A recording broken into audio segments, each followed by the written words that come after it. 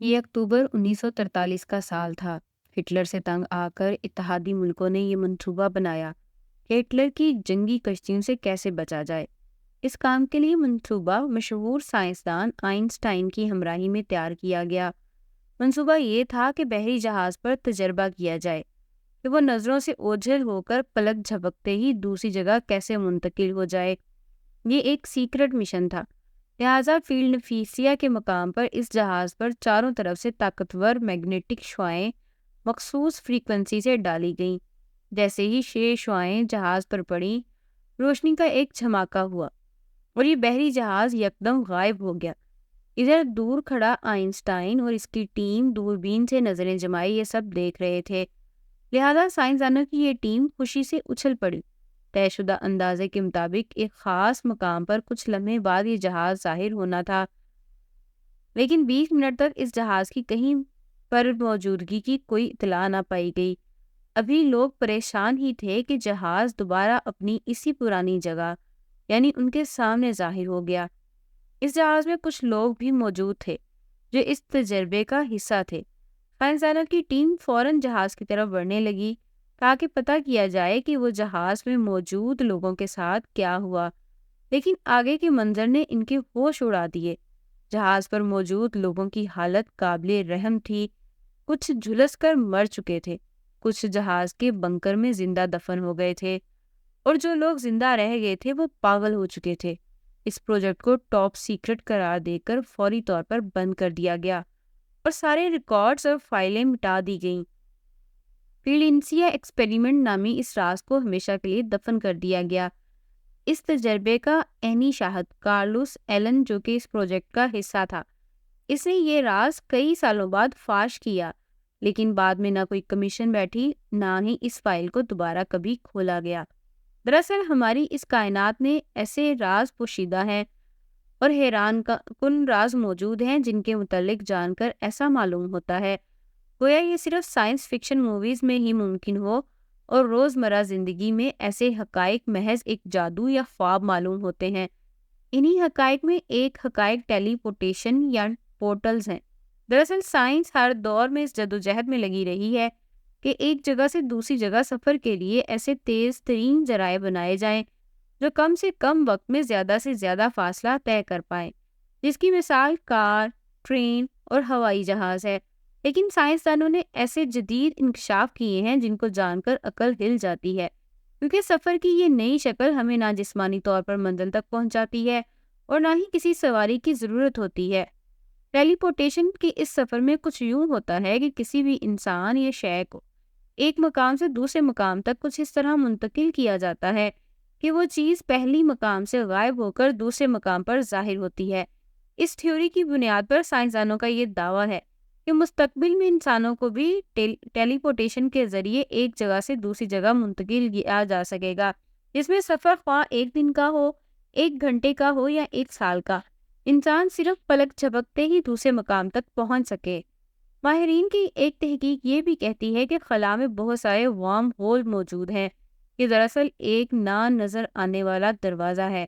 अगर कोई इंसान इन वार्म होल्स में गिर जाए तो इसका वापस आना नामुमकिन है। ये वार्म होल्स इस इंसान को कायनात के दूसरे हिस्से तक पहुंचा देगी। गोया ये एक रास्ते का काम करेगी, लेकिन इन वार्म होल्स के अंदर मौजूद एनर्जी को इंसानी या कोई मादा झेल पाएगा या नहीं ये हम नहीं जानते। अगर ऐसे वार्म होल्स को हम बनाने में कामयाब हो जाते हैं तो कायनात के एक हिस्से से दूसरे हिस्से या एक प्लेनेट से दूर दराज मौजूद दूसरे सियारे पर, चाहे वो सदियों या अरबों नूरी साल के सफर के बराबर क्यों ना हो, हम कुछ ही सेकंड से पहले ही तय कर पाएंगे।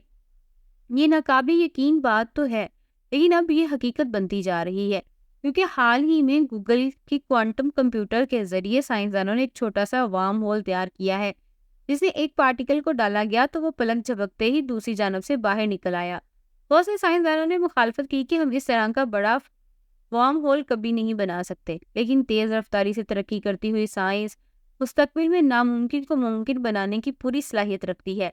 बिलाशुबा टेलीपोर्टेशन और पोर्टल्स का ये तस्वुर सिर्फ साइंटिफिक थ्योरीज या मूवीज का ही हिस्सा नहीं है, बल्कि मजहबी और इल्हामी किताबों में भी ये कॉन्सेप्ट मौजूद है और इसका सबसे ज़्यादा जिक्र दीन इस्लाम में मिलता है। कुरान मजीद की اندر سورہ معرج میں لفظ المعرج کا ذکر ہے، جس کے معنی ایسے راستے ہیں جن کا استعمال فرشتے اور انہیں آسمانوں پر آنے جانے کے لیے کرتے ہیں۔ دراصل فرشتے یا کوئی بھی مخلوق اگر آسمان پر جاتا ہے تو یوں ہی آسمان کو پار کرتے ہوئے نہیں نکل جاتے، بلکہ مخصوص قسم کے راستے اللہ نے تخلیق کیے ہوئے ہیں جن سے گزر کر ہی دوسرے یا تیسرے یا چھٹے آسمان تک پہنچا جا سکتا ہے۔ جیسا کہ ابراہیم علیہ السلام کو جب نمرود نے آگ میں پھینکا یا یوسف علیہ السلام کو جب ان کے بھائیوں نے کنویں میں گرایا، تو اس وقت چند لمحوں میں ہی جبرائیل علیہ السلام جو سدرۃ المنتہا پر موجود تھے ان کے سامنے ظاہر ہو گئے اور ان نبیوں کی مدد فرمائی۔ ان دونوں واقعات میں ایک چیز یکساں ہے، یعنی جبرائیل علیہ السلام کا آسمان سے زمین پر 1 سیکنڈ سے بھی کم وقفے میں پہنچ جانا۔ جبرائیل علیہ السلام کی اس تیز رفتاری کی کوئی ایکسپلینیشن نہیں، البتہ لاکھوں لائٹ ایئرز کی دوری سے اچانک زمین پر ظاہر ہو جانے کو ٹیلی پورٹیشن کے ذریعے تشریح کی جا سکتی ہے۔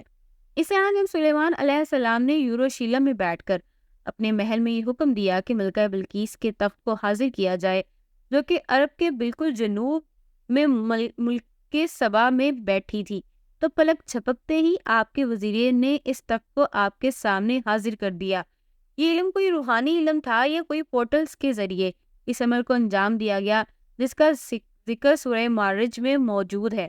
اس موضوع کا سب سے اہم سوال ہے پورٹلز، یعنی دوسری دنیا کے راستے کھل جانے کے متعلق آخری نبی حضرت محمد مصطفیٰ صلی اللہ علیہ وآلہ وسلم کا ایک واقعہ احادیث کی کتابوں میں موجود ہے، جس کے مطابق ایک مرتبہ حضور نے ایک نماز پڑھائی جس میں آپ نے ایک طویل قیام اور طویل رکوع کیا، پھر طویل سجدہ کیا۔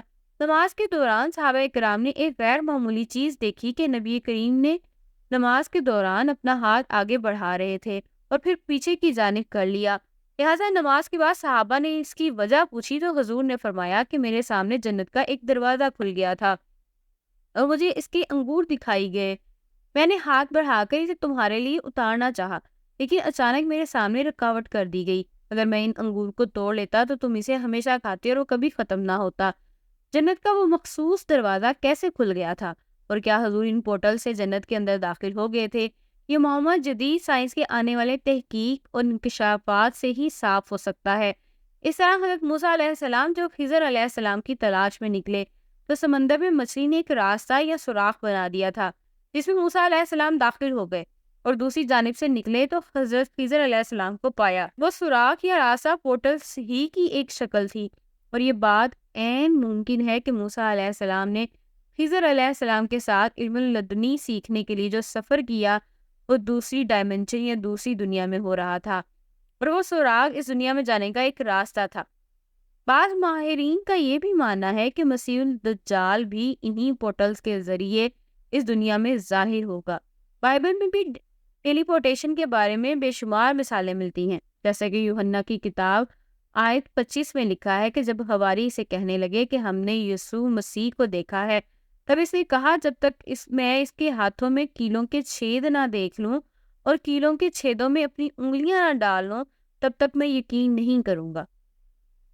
8 دن کے بعد اس کے چیلے گھر کے اندر تھے اور دروازے بند تھے، تب یسوع مسیح ظاہر ہوئے اور کہا تمہیں سکون ملے۔ انہوں نے دھوما سے کہا کہ اپنی انگلی یہاں لا کر میرے ہاتھوں پر رکھ دے اور یقین کرنے والا بن جا۔ اس واقعے میں آخر کیا ہوا تھا؟